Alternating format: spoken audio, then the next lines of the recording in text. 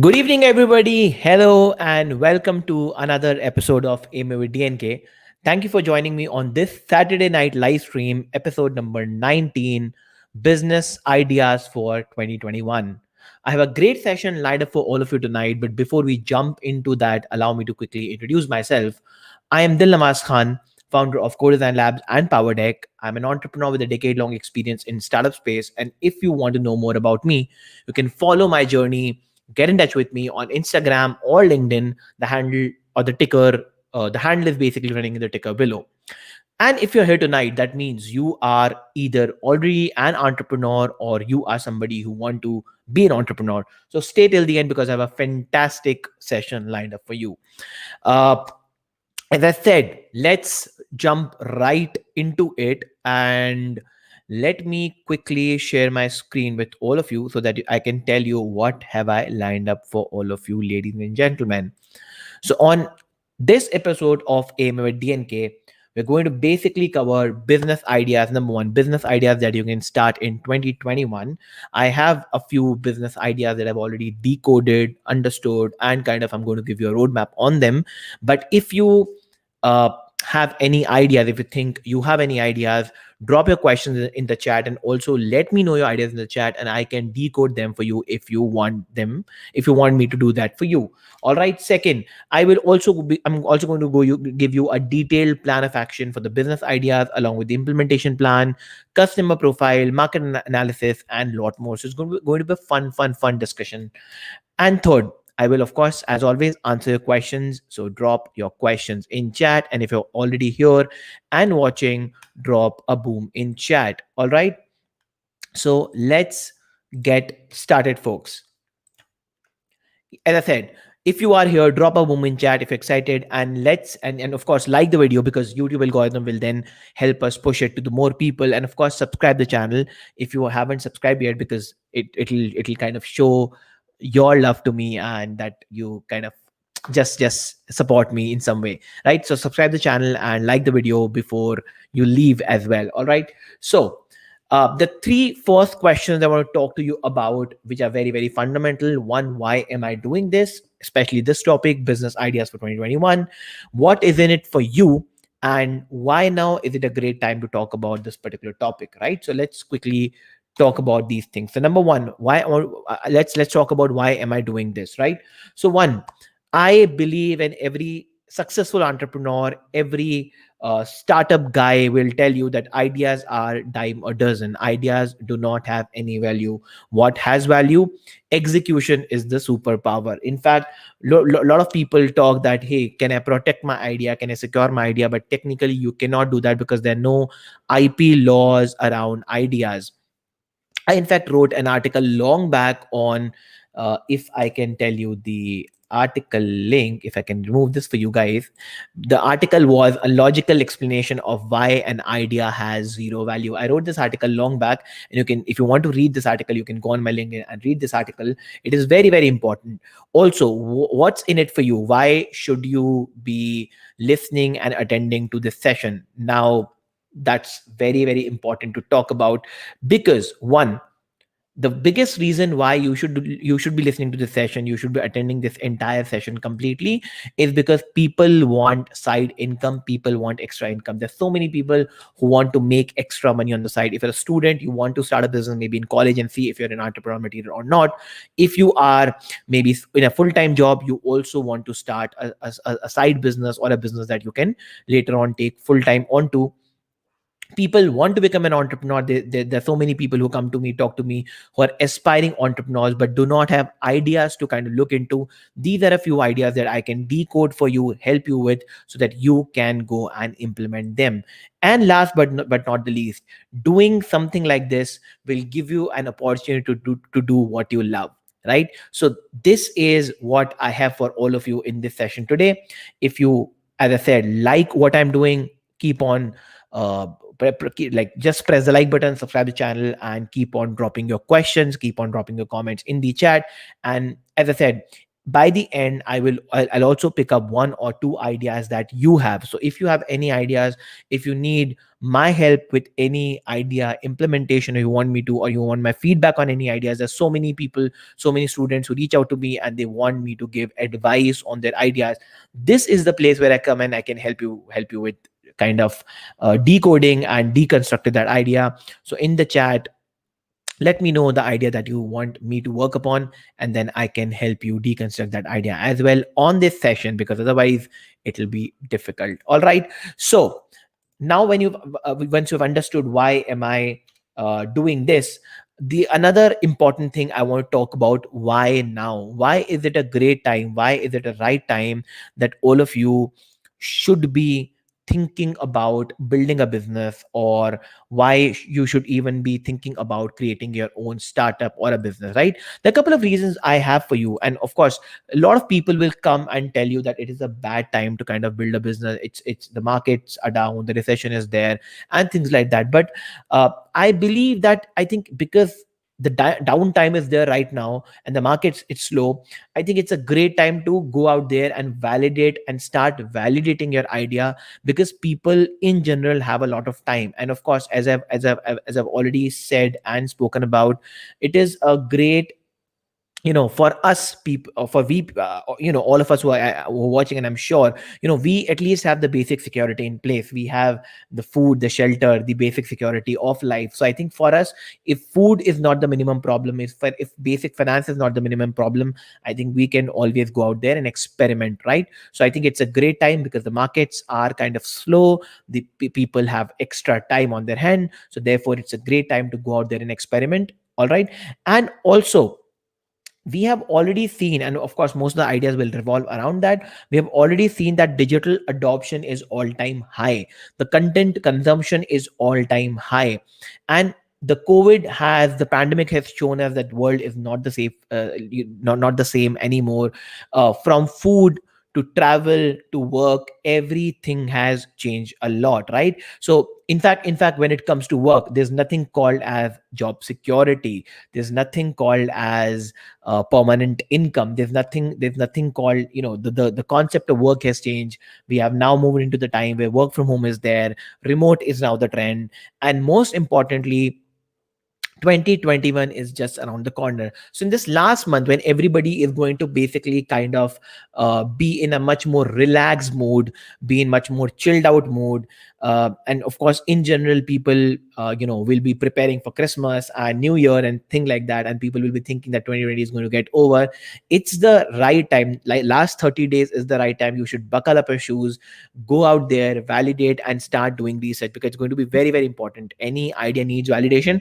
So take it take this session as your reason, maybe take down the strategy from me, and go and experiment and validate. I think so maybe use this as an excuse, and maybe use these last 30 days to validate your idea, do research around your idea, and figure out whether you can you can be an entrepreneur or not. Okay.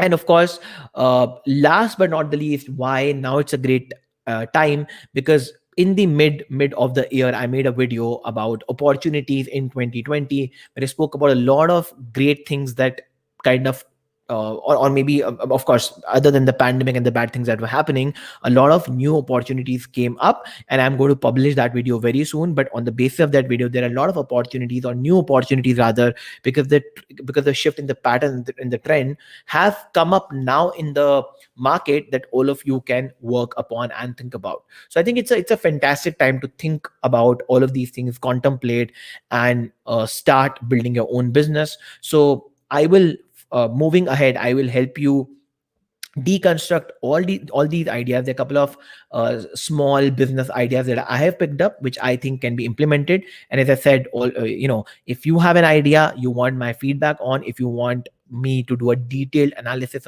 on your any of your ideas, I will very quickly look at them. And of course, before I jump into the formal session, thank you Randeep, Keshav, Warrior Friend, and Sandeep for dropping in comments and attending this session. Keep on showing me your love, keep on dropping in your comments, and I will picking up. And of course, Sandeep has already started or has already given me a question. So Sandeep, I will be picking up your question very soon. I will definitely help you to deconstruct this entire thing. So yeah, stay till the end. And as I said, it's a fantastic session lined up for you that I've created. There's a proper presentation that I have for you guys. So let's get started, guys.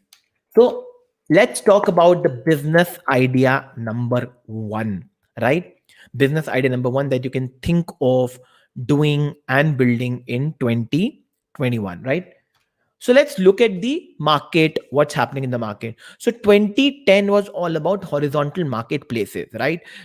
Whether it is about Flipkart, whether it is about Myntra, whether it is about Amazon, eBay, all the horizontal marketplaces or generic marketplaces came up somewhere around 2020. That was the time when all of these came in the market and started making big. But 2020 and going beyond will be about vertical marketplaces or niche marketplaces, and I can give you example of a lot of companies that have proved this model. The very simple reason, that the core reason why vertical marketplaces are the future is that if you pick a correct sector, if you pick a correct product, right, this entire thing, picking up a correct sector and picking up a correct product, will enable you to quickly dominate the market because you are selling something very specific that people need. And with overload of digital noise, people want, and even your potential customer would want a better, faster and quicker communication, right?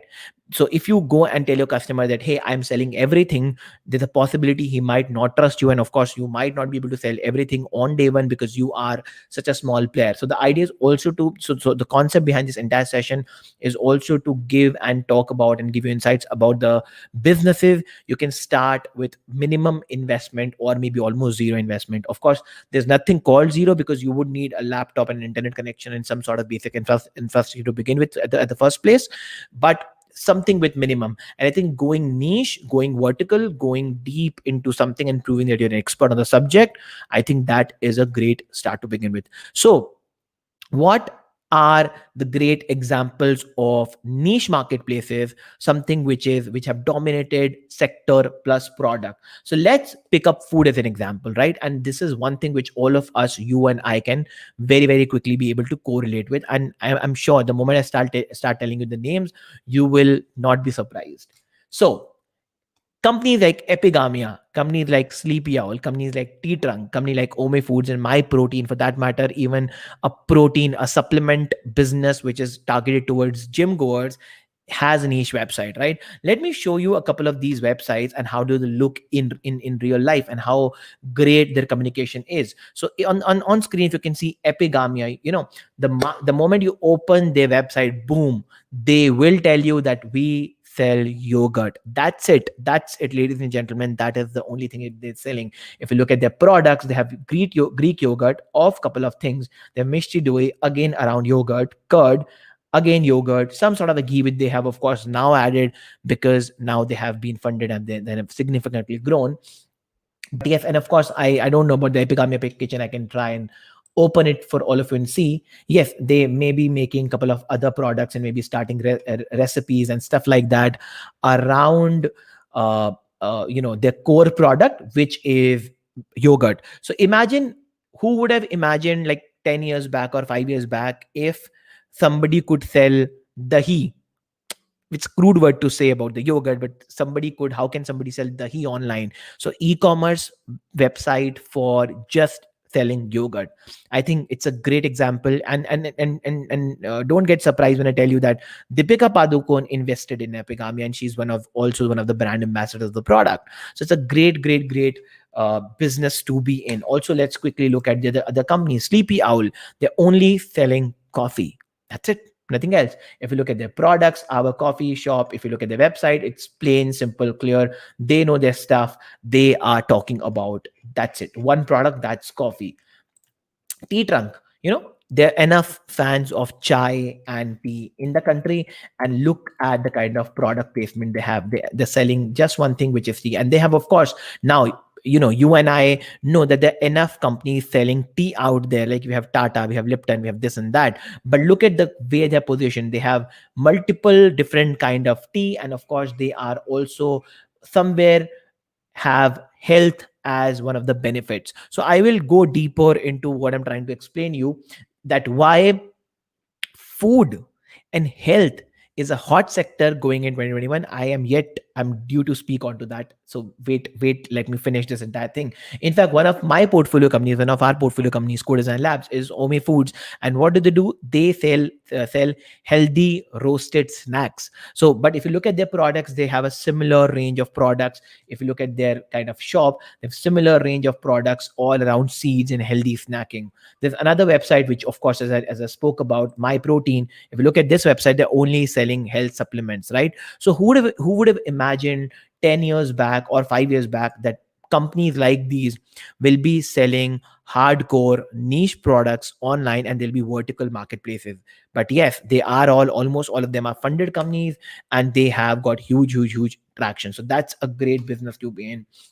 Right now, similar concept or similar thought, of course, I've shown you all these websites, I've given you enough reasons to believe it. But all of these services, all of these ideas, all of these concepts, something like a niche marketplace, can be applied to service sector as well. Because if you look at services sector, if you for example, I'm not sure how many of you know about the kind of business I run. I can maybe give you one example. So another company of mine that I run, called Power Deck, we only do one thing. I can show you the website and you can have a look at this. We only do one thing, which is we help startups create pitch decks. That's it. We are a niche service provider. The only reason why we created this product, and I'm not sure if I was ready to give you this example, but yes, because when I'm talking to you on live, I think I can give you the reason why we thought of creating it. Because even my target audience, which is primarily startups, now know what I'm selling to them directly, right? They know what expert I am at. And then I have got a very specific area of expertise. I don't, when it comes to startup, I don't go out there and talk about everything. The reason is, if people look at graphics guy or designers guy and general service providers, every agency is selling everything, which is not the future. As I said, the biggest reason why this needs to be done is because the customer wants a very crisp and clear communication. If you are not crisp with your elevator pitch, if you can't go and tell out your entire value proposition, entire thing to a customer within like couple of seconds, it'll be really tough for you to sell. So I think it is very important to have a very clear cut communication, as I said, especially when there's so much noise in the market already, right? So I hope you got some sort of an idea of why it's a great business idea. As I said, as I promised, I will give you some sort of business insights as well. So let us look at a couple of trends that's happening in the market. I can give you a quick market analysis as well. Just look at this diagram, right? So basically, in a recent World Bank study says that foodborne diseases cost about 28. So that's the loss the country is incurring, and roughly the Indian food retail market is expected to reach USD $894 billion, my friends, $1 billion. This is not even $1 million. Just look at this number, right? So it's a great business to begin with. Almost it's within I'm sure within like 5 years it will reach to $1 trillion. And then you as a country have a market population of 1.3 billion people already, and we are rising, right? So the kind of audience you want to cater to, which is going to be conscious and online and more specific, I think food is one of the best markets to be in. Because I'm saying about talking about food because I am giving a case study on food. And of course, if you look at another thing, Indian health and food supplement market is going to grow 20% annually, 20% year on year. It's a fantastic market and business to be in 2020. And couple of quick reasons why. The most important reason is because people are going to go for healthy products. People are going to go for niche products, and people are going to look for packaged foods that they can carry with. And if you give me a quick second, I think I had a slide for that as well. Give me a second, folks. I think I wrote that thing somewhere. which I am missing on right now. Mm, give me a second for that. Yeah, I think I missed putting that into the slide, but any which ways, no worries. Okay. Hmm. So I think, as I said, I've already said that food is going to be a hot sector. You can think and start targeting food sector, right? Now moving on to idea number two, the business idea number two, and this is much more to do with digital, I would say. And this is something, again, you can start maybe from tomorrow, but of course you need to do some sort of homework and do your research specifically around customer profiling, right? Now, the content creation, the social media and related services is another hot sector that has kind of grown in India significantly. If you look at the penetration of Prime, so it has happened more like a compound effect. If you see, first of all, the Geo came, right? Of course, first, in fact, the cheaper and better quality mobile phone came, then came the Geo, which increased kind of, and both of them multiplied the effect together. So now almost everybody has a smartphone which is of cheap quality, and like at a, sorry, not cheap quality, but at a cheaper price, which is feature rich. And most importantly, you have a mobile device on which you can have more content consumption. And then of course the penetration and incoming of platforms like Prime and Netflix, and then local players like TVF, and all of these have increased the content consumption habit. So in the lockdown, this um, almost got escalated, right? So you have content creation, social media and related services, but this is not what I want to talk to you about, right? Because this is, you would have heard about this billions of times by now, so I don't want to bore you and talk about this. Let me tell you the real business opportunity here, right? So the business opportunity lies in picking up a correct medium plus a language, right? Now this is exciting, and this is what you should be talking to, and this should give you a very different perspective, right? And as I said, and this is contradictory to what I said earlier. A lot of you who are going to start a business would need a clear cut communication, a very focused communication with the customer. And this medium plus language combo, right, will help you in basically figuring out the correct uh, market opportunity for the content creation, social media and related services business. So what do I mean by picking up a medium and picking up a language, right? So basically, what are the business opportunities in content space? So you can be somebody who's great at content ideas or generating content ideas. You can be one of those guys, or you're somebody who's a content creator. For example, very recently now I started creating content on YouTube, so I'm a content creator. But I also work with somebody who's a content idea generator, so a team that enables me and helps me with picking up a right topic at the right time, and then helps me with basic research, right? So there's something called as content idea or content strategist, then there's something called as content creator. I'm great at coming online, talking to all of you guys and giving you this presentation. Then you have got support services, right? Once the video is done, then you want somebody who can do your graphics, who can edit your video, who can uh, you know do multiple things around it. And then you have a dedicated production team that does pre-production and post-production, maybe something like making graphics, making fancy presentations, editing the video, cutting them and clipping them and posting them again online, right? So these are all the areas where people like content creators would need help, and you can venture into. But the trick is, you can also venture into education market like allied services. So all of these ideas, content creation, support services, pre and post production, can further be applied or can multiplied be with education services. Like people want to now build education and niche platforms for providing education into niche sectors as service, like digital marketing, graphic designing and all those areas. And then of course there are service providers who can then help them further escalate the communication around marketing and affiliate models, right? So those are things. Now coming back to the thing I was speaking about, medium plus language, right? What do I mean medium plus language? The point that I'm trying to make for everybody is, if nothing else will work, vernacular work will work. So let me now take a pause here and help you connect all the dots. The point I'm trying to make here, ladies and gentlemen, is, and let me remove this uh, from the screen for a second before I jump into anything else. The point I'm trying to make here is that what is going to happen in future now, There's a very famous quote which says that in 2020 everybody wants to either be an influencer or want to work with an influencer. Who's an influencer?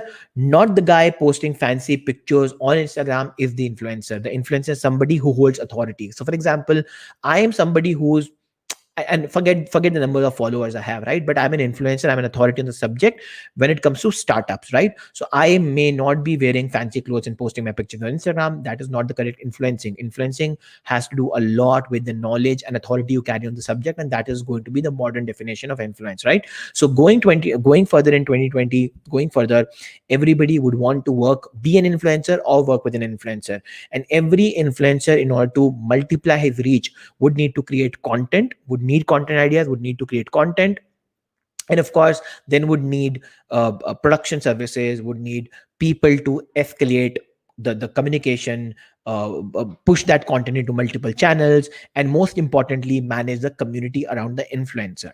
Now in this case, for example, my primary medium of making content is video on YouTube and English as a language.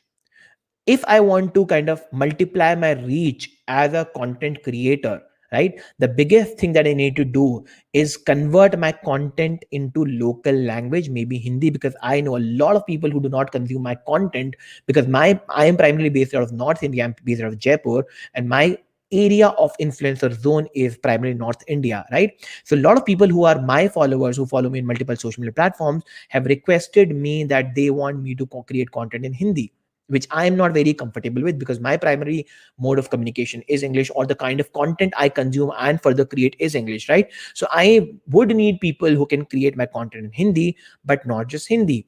Further going ahead, I would need people who can convert my content into vernacular if I have to really penetrate not just Indian market, but also other markets like Southeast Asia and Europe, right? And then video is just one medium.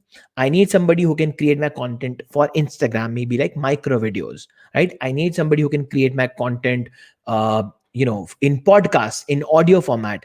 I would need somebody who can create my content into visual mediums. And the best example and best case study I can give you for all those who are watching, I can give you is basically the Gary Vee model, right?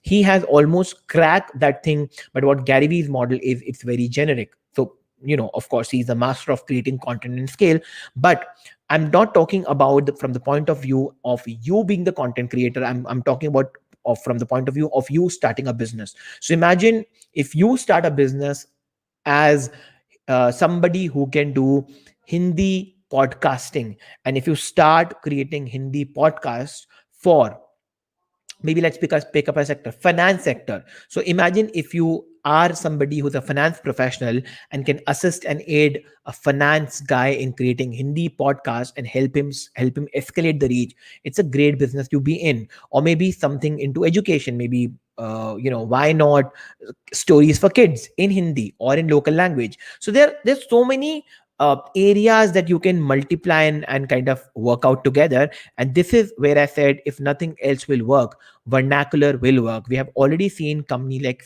Share Chat, getting famous. We've already seen company like Misho getting famous, right? And what they've done, they have basically tried to reach out to the last milestone or last pyramid, and they've tried to cater that last layer of the Indian population, right? So this is one space, one area which is where still there's a huge gap already out there. And if you are thinking of starting a business, and both of the ideas that I've given you would not, you would not want to leave your full-time job, you can be doing them parallelly on the side as a side hustle, because a lot of people keep on asking, hey, how can we make passive income, how can we make side hustle, how can we start a parallel job? These are the ways you can start doing things. And of course, whatever ideas, whatever models I've told you right now, right, will not change your both financial status and will not build your reputation or a brand on day one. It's going to be really taking a lot of hard work. It's a long term game, right? But trust me, if you start doing it from today, 1 year down the line, you will be able to kind of see some results, right? Now, talking about the idea number 2, let us look at a couple of trends that happening in India, right? I want to show you this diagram from this website. uh, as statista. I forget my pronunciation, don't worry about that.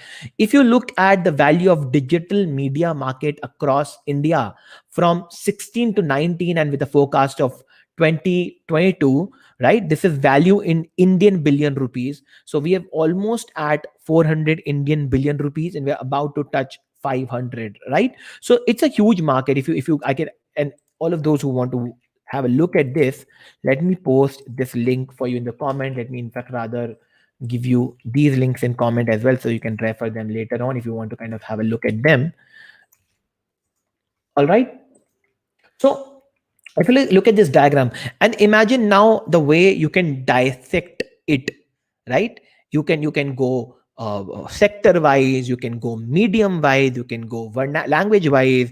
So there's the huge, if and I can maybe when I'm talking to you, I can maybe make a 3D diagram and give it out on my on as a link to later on this video. So all those maybe who come and watch it later on, I'll quickly within a day or two I'll create this diagram and put it in the link below, so that you can use it, because there are multiple languages, multiple mediums, multiple formats, and so many things like that. All right. So I hope you got some perspective around these two ideas, right? And before I jump into anything else, let me pick up a few questions, because you guys have already started posting the questions, and I would like to really thank all of you who are here with me on the Saturday evening. I believe you are finding some value. I hope you're finding some value. Give me, and as I said, quickly drop a thumbs up if you like what we are doing, and of course, if you haven't subscribed the channel, guys, just subscribe the channel. It will be a great support that you can do for to me. Let me quickly start picking up a couple of questions, and then we'll talk much more about it. But I hope these questions will take a lot more time, because I want to really go deep today with all these questions. So let me pick up the question from Sandeep. I want to start a vlog. It's good time to enter into vlogging scene.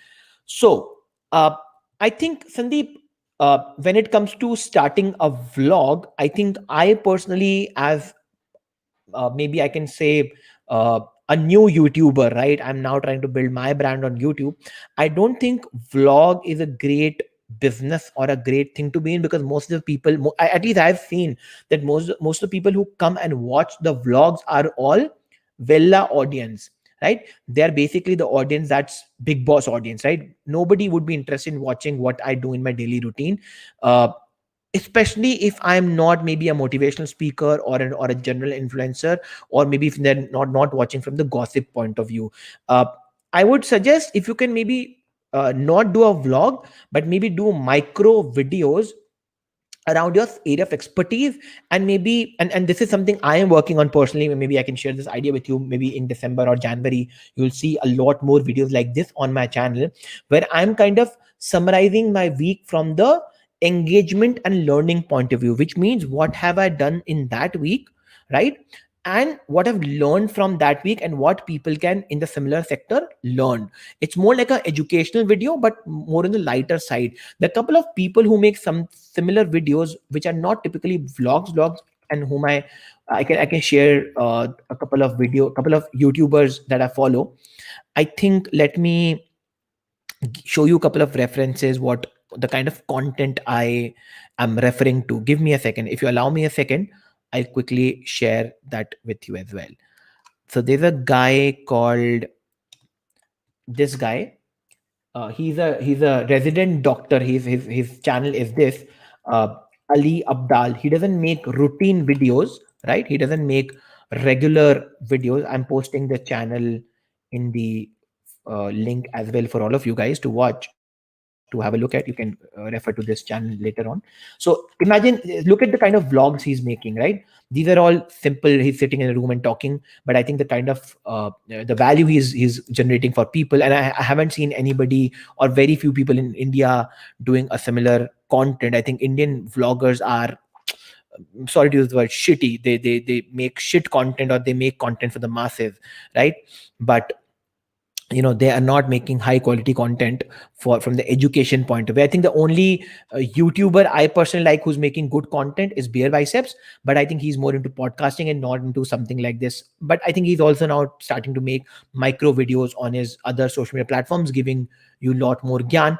But to the best example around vlogging is something like what I am showing you. uh, on this particular about this particular guy.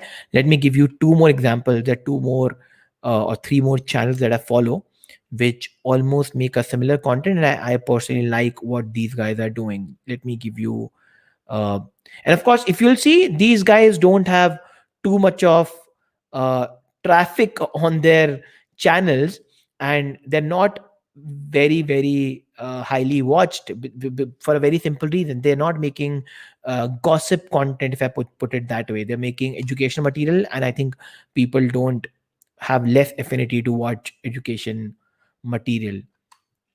Right, give me a second. In fact, one of the best guys I follow, I think he reviewed my channel as well, is Pat Flynn. I think if you should go and follow Pat Flynn. I think he's a rock star when it comes to talking about podcasting and business ideas and stuff like that.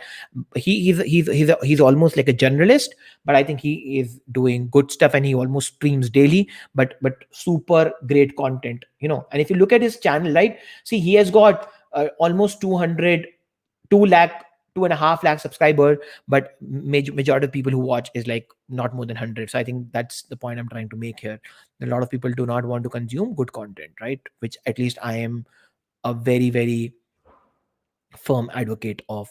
Give me a second more, because I need to find that channel.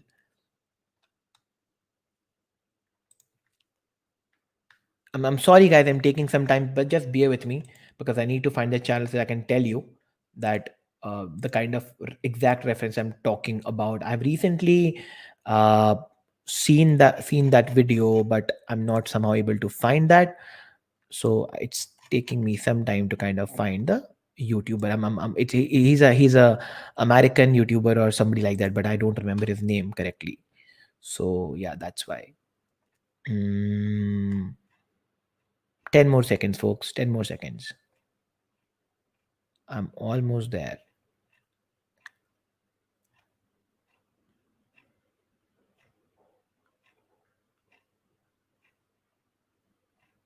Not Pat Flynn. Okay, if I'm not able to find that, what I can do is I can paste the link in the chat later on, and you guys can go and watch, maybe access that particular. I think, if, in fact, Captain Sindbad is also one of those guys about whom I'm talking. I think you can also go and follow this guy. This is the kind of channel he has, and I'm sure you must be. I think he has also got good amount of followers. And one more guy I'm speaking about is,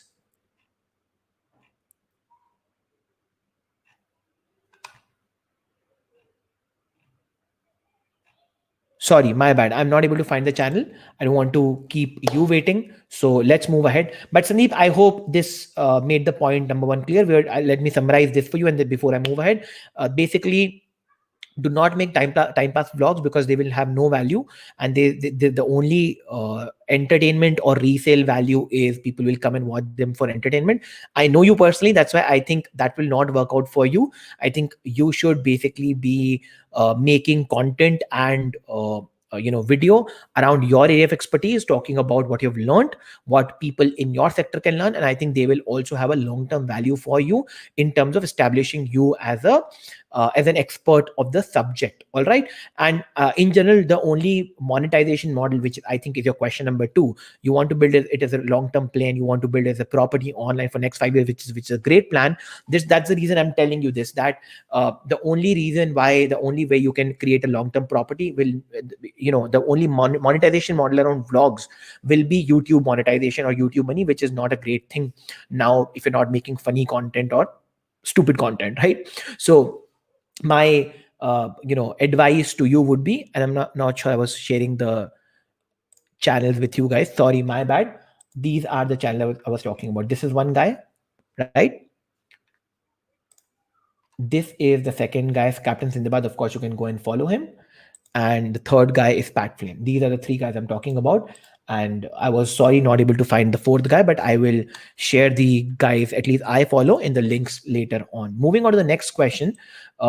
And maybe once we wrap this session today, I can give you a couple of things to do in the comments as well. I cannot emphasize enough how important your like and your comment and your subscription would mean to me.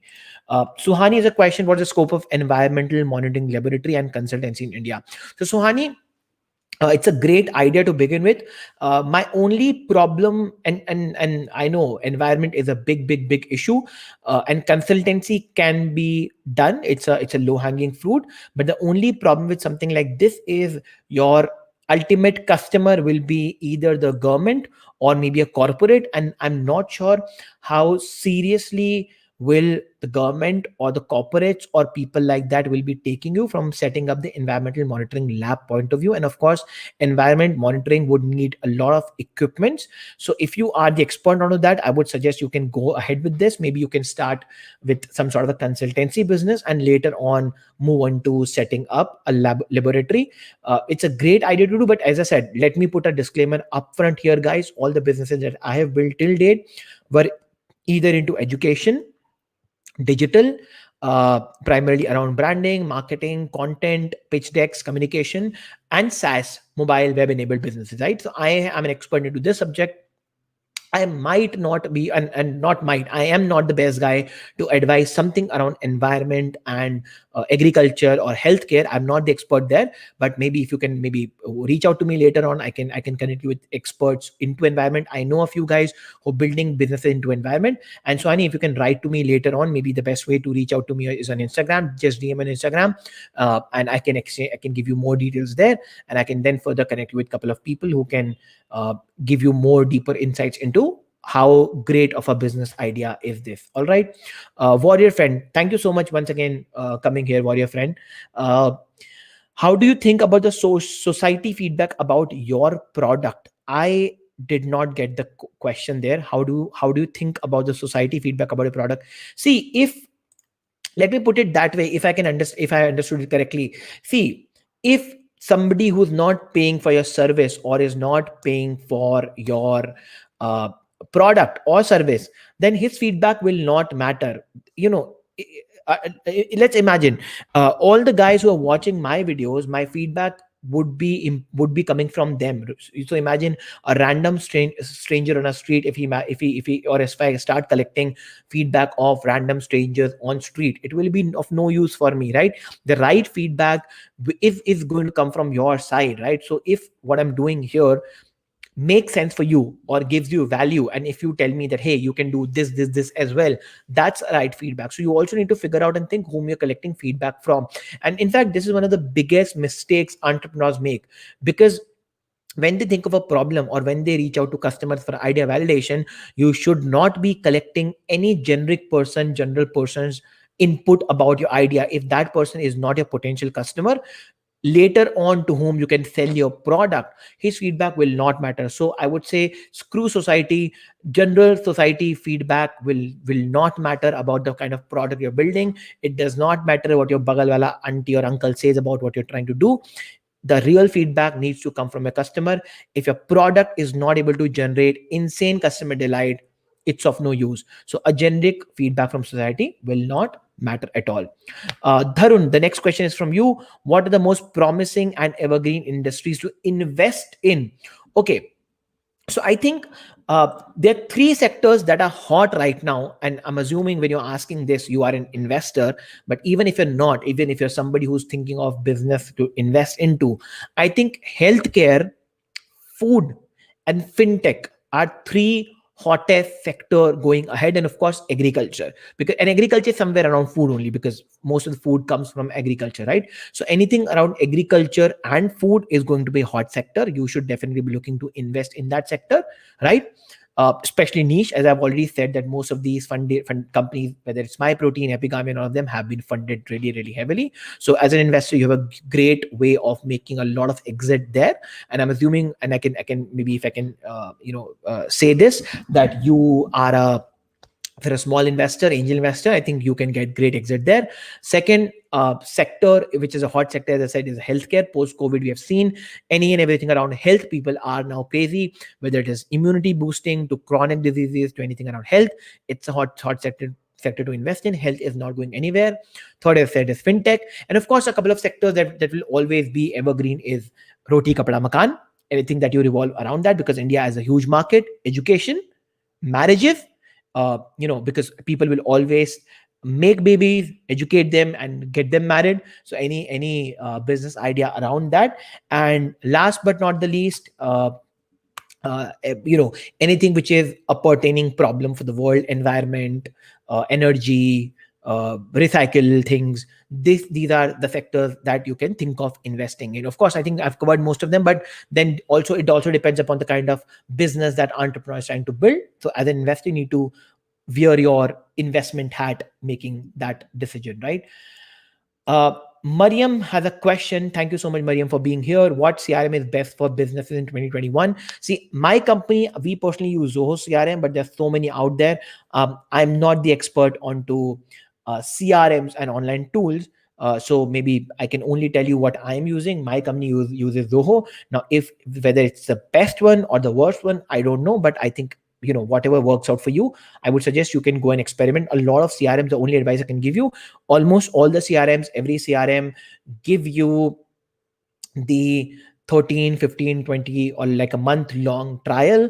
Go out and use as many of them. The reason why different people use different CRMs is because CRMs almost have a similar feature, but the UX and customer experience is very, very different for all of them. And based on the complexity you want and the ease of usage you want, I think you can pick and choose the CRM you want. There are a lot of open sources CRM as well, which you can pick and deploy. So I think the best CRM, at least for me, is Zoho, that my company is using and has deployed. But I think there's so many out there. You can use Freshworks CRM also, Bamboo CRM, if I'm not wrong, or Bamboo HR, whatever the software is. I think there's so many out there. I think you can do some sort of a research there. All right. There's another question. It's a long question from Syed Farhan. Thank you so much for asking the question. I studied visual communication as I'm very interested in the event management industry, but Corona came and this industry took a major blow. Of course. How long will it take for its revival? Okay. And the second question connected is, what are the new trends in this industry? Okay. So Farhan, if I have to answer your question, there are so many kind of pointers that I can give you around the question that I've asked. Number one, how long will it take to revive? I don't have a timeline, my friend. I cannot tell you how long will it take to revive. Only thing I can tell you, I think the revival has already begun. When it comes to event management industry, the revival has already begun. But more than the revival, the best thing event management industry did was pivoting. And what do you mean by pivoting? Taking events online. I think in lockdown, almost everybody moved their events online, and with time, people have realized also. I think it's almost like the lockdown began in March. We're already sitting in end of November. It's almost like 10 months long period. I think people have now realized and understood and adopted also that physical events were a waste of time, resources, and needed a lot of money in terms of production value, right? Which used to go waste, right? So if you are really somebody who not just going to the event for the heck of it and eating a nice meal in a 5 star, right? Of course, that has its own joy. But if you're really consuming or going to an event for learning point of view, I think online events have already taken over. And now I've already seen a lot of 3D online events already also happening. So I think in the event industry, I think a lot of digital intervention, digital branding is the new trend. A lot of 3D virtual digital events online is the new trend. And I think slowly and gradually, I think, but it will take a year or more so that this industry will finally revive. But another very interesting thing that I want to share with you, Farhan, is that you said you studied visual communication, right? So I think you, as an expert of visual communication, you can work on a lot of things, right? You can start writing your services to maybe the event guys, and you can be an expert at visual communication. I cannot emphasize enough, and as I said, if you're joining here late, allow me to share my screen once again and show it to all of you. The moment and from the moment I have started talking about my area of expertise and my niche, which is startup fundraising, pitching, and startups and entrepreneurship, I have seen huge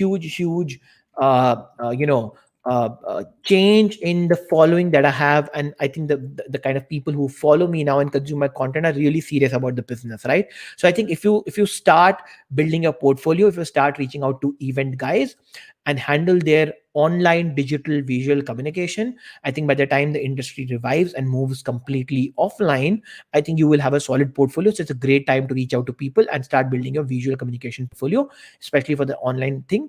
And I think then the social media digital content creation is already happening a lot more out there. So I think this should be able to give you some insights and some perspective, Farhan. And I hope this helps in some way, right? Harleen has a question. What is the scope of starting educational podcast? Harleen, my only advice around educational podcast would be make it very, very specific and make sure you have a dedicated audience around it. So all those who, I'm not sure if you follow me or if you know this about me.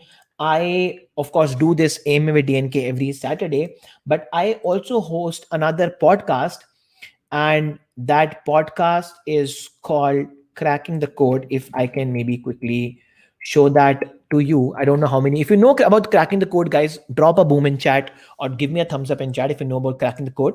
This is the podcast Cracking the Code that I host every Thursday. We took a break for like almost 2 weeks or 3 weeks because of Diwali, but now, as I said, the AMA with DNK is back. Cracking the Code is back, starting this week onwards.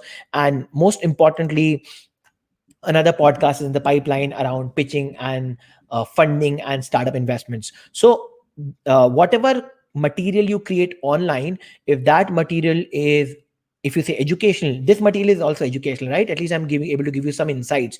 So I would suggest start making a podcast or build a podcast. Going back to the question, right?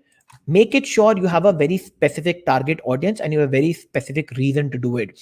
I do Cracking the Code for people who want to do something different with their lives, who are of course something who want to, maybe who are aspirational in nature but do not want to do a startup, right? So my major target audience is people who want to build a startup, right? But most of the people, majorly students who get in touch with me, many of them do not want to build a startup but also want to do something aspirational with their life. That is the reason why I started, as I said, that is the reason why I started Cracking the Code, right? So on Cracking the Code, I get people from all across the industry, which are not conventional, like engineers, lawyers, doctors, and stuff like that. But I get stand-up comics, anchors, actors, stylists, chefs, and people like that who come on Cracking the Code and talk about how they achieved it and what does it take to get into that unconventional career. So this is the podcast that I run. As I said, I'm planning another podcast which is in the pipeline, which will be around startup investment and funding, right? So my podcasts are also educational, and they're very, very specific to, I would say, what I'm trying to do, right? Sorry, very specific to the audience and what they are trying to do, right? So it's a great idea. You should definitely start podcast. And the great way you can monetize your podcast later on is building a very specific community. I have now I've got started getting certain following on YouTube as well, and I'm sure within a couple of months down the line I will be creating some sort of a material through which I can also monetize my audience, maybe by creating a course or creating a couple of other things. But of course, YouTube will be free forever. But then you can go deeper with your audience, see if you can help them in some way or the other, and monetize them, right?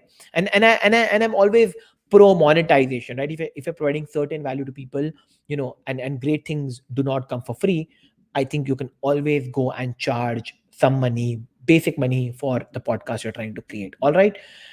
Okay, moving ahead with a few more questions. Uh, Sandeep, thank you so much for the thumbs up, and I'm sure you like the advice that I gave you. Yes, so make specific content. Yes, that's the right way to go about it. Absolutely, make specific content. Randeep has a very interesting question. A holistic mental health care startup to help people to solve their problems while ending the social stigma related to mental health and chain of psychological and psychiatrists. Sandeep, this is exactly what I'm trying to tell you here, which is counterintuitive to what I said. What you're trying to do is again build everything together. You're saying you want to build a holistic That's in fact by default wrong. Mental healthcare startup. Now mental health is a very widespread area, right from basic mental or critical thinking to mindfulness to meditation, to expert maybe meditation, to disease, to counseling, maybe to higher level. I'm not an expert on the subject, but I think it's a full spectrum altogether. And the moment you say to help people solve their problem, there are hundreds and thousands and millions of problems that people have, right? When you say while ending the social stigma to mental health is a startup in itself. Something like that is bringing awareness and sensitization to people, educating them. So that is a startup in itself. And then you say a chain of psychologists and psychiatrists, that's a startup in itself. So what you're trying to do is basically almost 5 to 7 different businesses together. If you think of building something like this, I can guarantee you will not be able to pull off and build even one of them in next 1 to 2 years. It will be really tough. Find a niche, find a very specific sector, go deep into that, build your credibility around that on your online and offline audience. And then once you're able to do that, then go and kind of go into horizontally wide, right? But again, vertically deep dive is a better way to do something. I think the best example I can give you is maybe from the unicorns. If you see, the Book My Show is still selling movie tickets and event tickets. Oyo is still selling hotel tickets, and now it's into co-working after becoming a $1 billion company. Oyo is still not selling movie tickets, and Book My Show is still not selling hotel rooms, right? So even the big giants know that it's great to be a vertical leader than doing everything else. And when it comes to doing everything, it's Google and Just Dial are the other places, right? So don't go horizontally wide. I cannot advise you enough that in 2021 it will be very important to build a faster and quicker communication. And therefore do not go after doing all these things. Don't try to build a holistic startup. Say I will be creating an app where I will create Hindi videos for removing mental health stigma. That's a great app idea, right? Or maybe a YouTube podcast, as simple as that. Just start a YouTube podcast or just start a YouTube video or YouTube channel where you can bring a expert on who can come and talk about mental health and mental fitness, right? Or maybe you can get multiple psychiatrists. It's a great podcast. All those who are here, it's a free business idea to do. If you have, and I know a girl who's building a company like this. Why not start a YouTube video channel? And initially, of course, you will not have subscribers. It's tough to get subscribers on YouTube because most importantly, nobody wants to watch good content. As I said in the beginning, everybody wants to watch gossips and fun videos, right? So it will be tough to build an audience for that because it's going to be very niche. But that's it. That audience will be worth it. Trust me on that. Start a YouTube video channel where you can get a psychiatrist or a psychologist to talk about mental health issues, and anybody who's going to come and watch that will be your ultimate customer whom you can sell your product, right? I hope, Randeep, that kind of give you some sort of a perspective that will give you better clarity in terms of implementation of what you're trying to do, right? Okay, so two more questions I have. If anybody has got any more questions, you can keep on posting them, or we're almost at a 1 hour mark. We can wrap post this. But once again, and I really appreciate a couple of people watching this. So thank you so much for joining on a Saturday night. That's the idea of doing it on Saturday night. If you cannot consume good content on a Saturday night and give up on partying, well, how will you build a business? Shrey has a very interesting question. Is creative business in India too competitive? Shrey, it depends the kind of market you're trying to cater to, right? If you talk about creative business, of course, the competition is there because there's no definition to creativity. Plus, there is no entry barrier. Tomorrow, I can go out there and say I am creative and I can enter the space, right? Tomorrow, you can come out there and say I'm creative and enter the space. And because creativity by default does not have any benchmark, it is very difficult. Therefore the competition exists. But once you're able to establish yourself as a credible player and as a reliable player who delivers, the most important part is delivers. I think, sorry, I think the audience, you can start building upon the audience, and I think you will start making more customers. Any and every business will have some sort of a competition or entry barrier, or a clutter to cut right in the beginning. I think, yes, creative business being one of them. Another reason why creative business is difficult in India is because of cheap service providers or freelancers, who can come and kill your business, right? But you should not be worried about that, because in my, at least, running Codesign labs, that's another business that I run. It's primarily more like a creative business as well. uh, I think, when you are online, and now because in the digital era, when you're online, you're also competing with Philippines, Bangladeshi, and Pakistani freelancers who are going to provide the similar service at a much, much, much cheaper price. But the problem is, if you are a serious business, you will not go after the price sensitive guy, because the cheaper the guy is, that means he's less reliable. Price also equates the competency, and maybe gives you certain sense of reliability, right? So if you are yourself a cheap company who wants a $5 logo, I don't think you as a service provider should get after, or get a client who wants a $5 logo, because that means that guy does not value his own branding, right? So, if you're competing, if you're a student, you can start doing that. But I would suggest, you should not be doing that at all. Build a niche, establish your sector, establish your focus. And another area where creativity can happen and you can build a credible business is, again, go after a sector as well. So not just niche, but sector as well.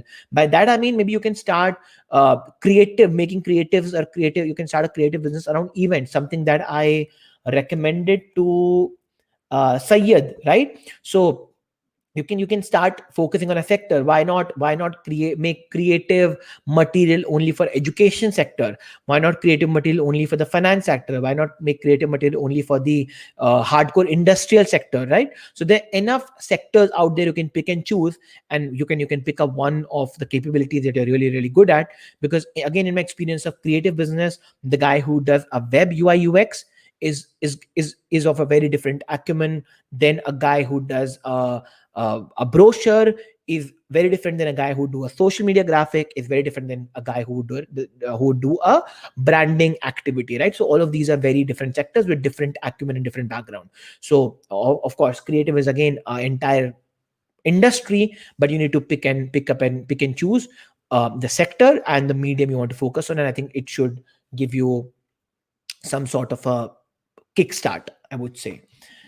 Ullas has a question. Thank you, Ullas, for joining. I really appreciate you being here. How about social impact startup? Absolutely. Social impact startup is always a great business to kind of do.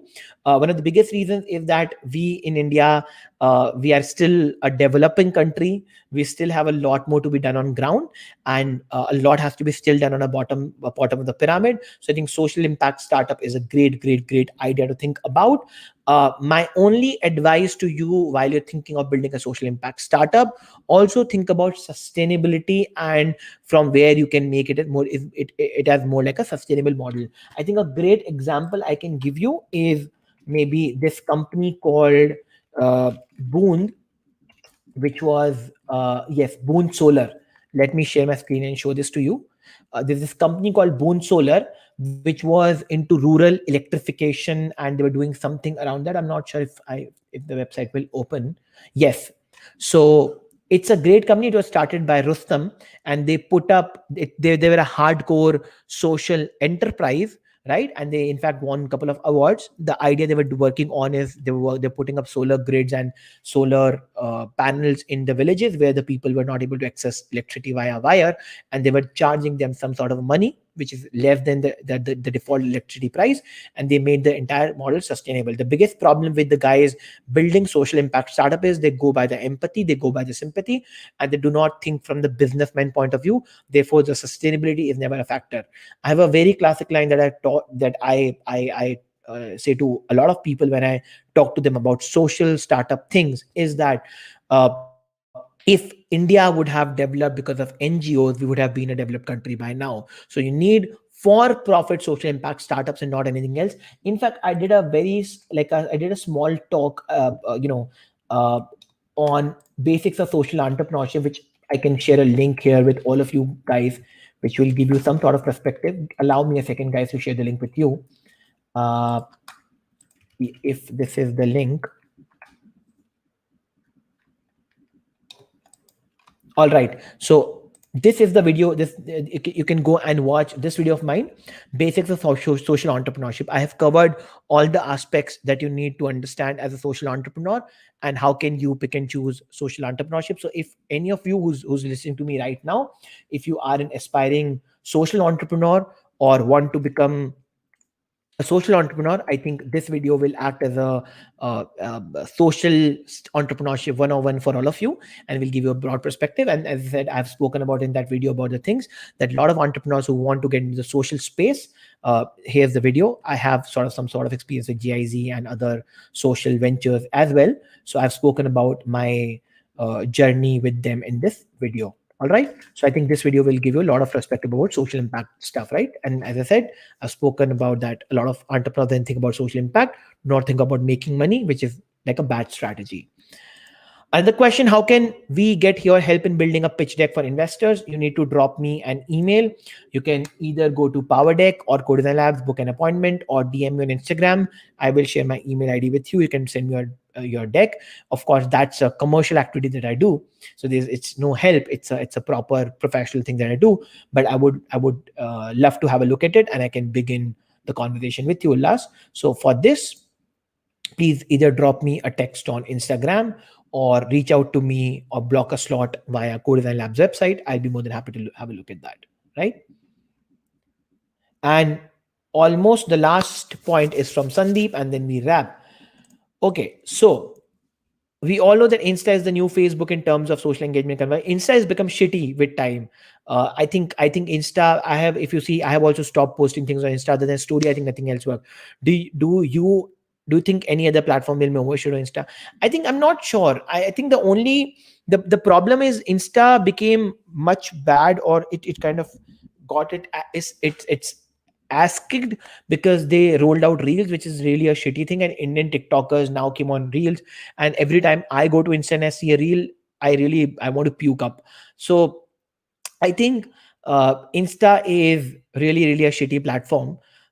It's okay to it's okay to be there from the point of view of maintaining a social reputation, but I think you can maybe use Insta for some sort of generic as a secondary platform. I personally now use Insta as a secondary platform, asking people that will be better to invest time on those platforms rather than Fab and Insta. YouTube is a must do. Absolutely, Sandeep. I think if I have to conclude, I think going ahead, YouTube will be the ultimate platform. In fact, if you have an audience already, which I am in fact trying to do, you should also, I'm not sure whether in this video I have given you the link to my Discord server. A lot of you who are still watching this, I really admire you that you're already here and you're watching this video. You can also, guys, go and join the Discord server. I'm not sure whether there's a link to join the Discord server at the bottom of this video. If you can give me a second, I can give you the link to Discord, and you can also start joining the Discord server. Give me a second. Let me share the link with all of you in the chat.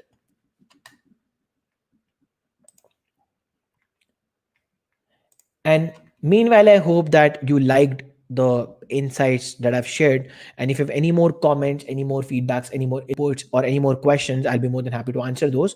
So please, you can start, or maybe ask your questions further, and I can answer them for you, or we can wrap within like next 2 to 3 minutes. This was AMA with DNK episode 19. I host these sessions every Saturday, 9 p.m., 9:15 roughly, and I talk almost for like an hour.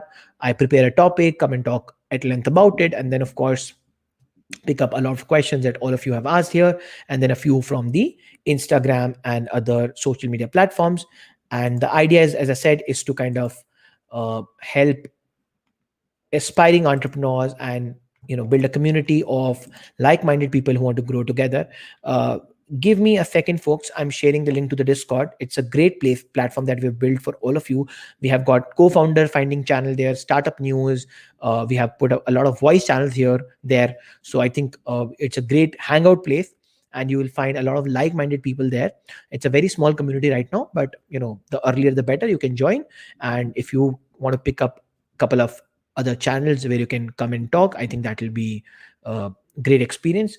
It's taking a few seconds in starting.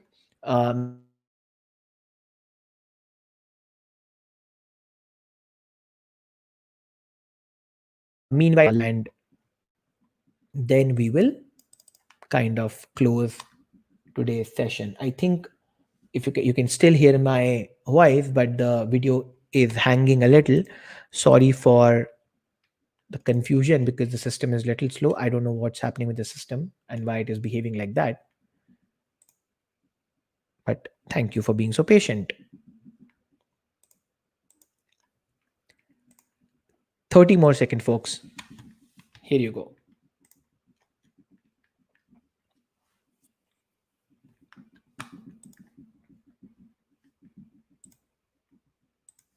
Okay. So here is the Discord link. You can join the Discord here. And as I said, it's a community of like-minded people who come together. And if you want to see the Discord, if you want to have a look at the Discord, that is how the Discord looks, right? You have a welcome channel, you have a general chat, you have product feedback, you have startup discussion. I think a lot of people have started chatting in this session as well.